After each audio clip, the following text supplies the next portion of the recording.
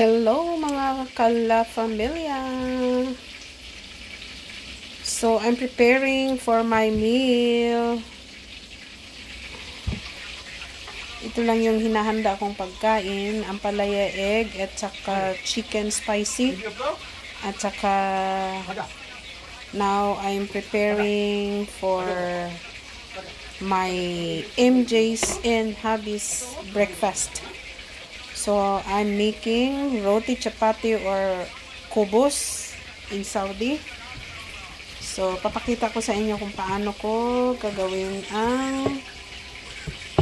paano magro-roll ng ng roti. Actually, hindi naman ako sobrang napakagaling expert. Hindi pa rin ako nakaka-perfect nito sa paggawa. Even we are road to 18 years of marriage.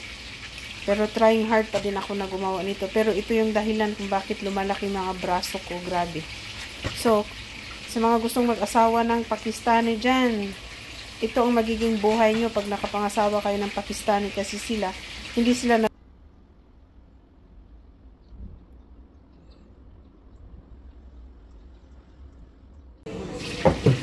So, nandito pala kami sa sa Loti Premium.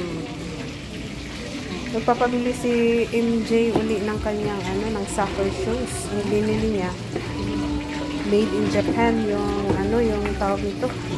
Anong pangalan ba yun? Yung Mizuno Energy. Mizuno Japan. Kaya talagang anak ko. Kasi siya meron silang soccer team sa mga klase. Ayan, nagpabili ng bagay. Pero sabi naman niya, gagalingan daw niya ang pag-aaral kasi binilihan siya ng medyo mahal na shoes. So, nasa counter na si Daddy Abdullah. Ayan. So, banding-banding din kami pag may time. Kasi hindi na kami magkakaroon ng time tatlo. Kasi MJ very busy na. Hindi na kami kasama sa kanyang priority list. Ang sakit na. So, ngayon, kahit ilang oras lang, kakasama kami. So, okay na siya. At saka pagkatapos namin dito pala, pumunta kami sa hair shop kasi pinaputulan ang buhok ni MJ. Sobrang napaka-iksi naman ang pagpaputol. Si Daddy Abdullah ang nag-design. Naawa ako kay MJ kasi ayaw niya ng sobrang maiksi. Pero this time, wala siyang reklamo kasi nga, binilhan siya ng shoes. Kung anong sasabihin ng ama niya, yes siya ng yes. Kasi medyo mahal din yung shoes na pinabili niya Ayan. Kaya, nagpapaputol siya ng buhok.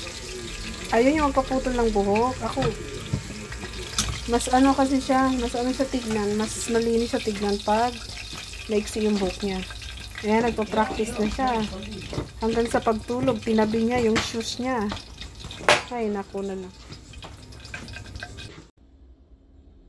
Let's eat with my ampalaya salad. Nagsalad ako ng ampalaya dahil takam na takam ako sa ampalaya. Kaya yun, nagsalad ako. Summer na kasi ngayon. Good morning guys! Today is Friday. It's April 19. So, weather update Super tayo. init na dito guys. Dito. Spring season ngayon.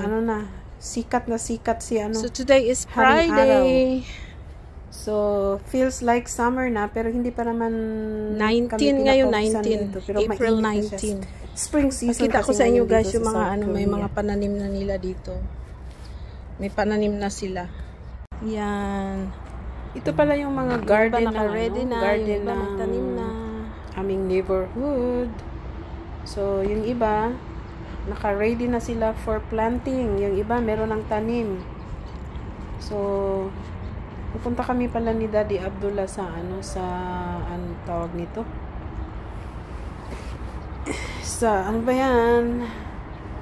Pagpa-therapy kami doon sa Korea Medical Clinic. Yung may mga acupuncture. So, we are on our way na sa clinic para magpa-therapy. Si Daddy Abdullah, masakit din yung liig niya, kaya sabay kami laging nagpapa-therapy. Ako naman, mas malaki ang problema ko.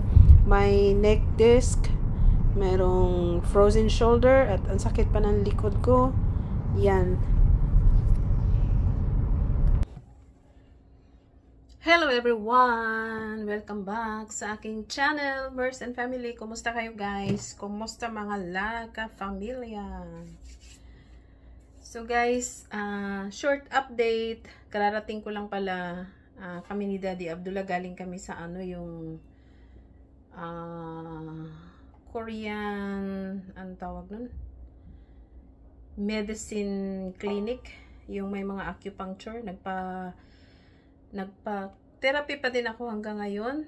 So, malaki na yung improvement niya. Kasi pag na-okay na siya, tapos hindi mo siya binalik-balik, so may tendency babalik siya ulit, tapos mas masakit pa. So, kailangan, kasi nag-neck disc ako. Yung neck disc, yun, yung parang may nerve na yung nadali sa dahil sa sobrang mabigat ako, taba ako kasi kain ng kain, kaya yun ang napala. Maliit kasi yung mga bone structure ko, tapos yung katawan ko malaki. Yung paa ko, sobrang liit ng paa ko, kaya siguro nahihirapan yung mga bones at saka mga nerves ko, kaya yun. So busy ako kabalik-balik sa sa pagpa-therapy kasi mahirap kong pabayaan eh. Ano pala ngayon? April 19, Friday. So, Juma Mubarak sa lahat ng ating mga kapatid na Muslim brothers and sisters. Juma Mubarak at happy and blessed Friday sa ating lahat. So, mag-ingat po tayong lahat dahil ngayon ay sobrang mainit. So, climate change, kung ano yung lugar na malamig, ayun, inuulan, grabe ang baha. So, especially ngayon sa Philippines, sobrang init daw ngayon sa Philippines eh. Kaya mag-ingat tayong lahat, mag-ingat kayo dyan, mga friends, family, relatives, lahat kayo. Uminom ng maraming tubig. At saka kung wala namang importanteng lakad, wag na lang munang lumabas, mas maigi pang sa bahay na lang. Kaya lang, pag sa bahay din, sobrang init din. Dapat maghanap talaga ng medyo fresh na lugar, Kaya yung iba nag-i-staycation, umaakyat sa bundok kasi maraming kahoy, yung iba nagsiswimming.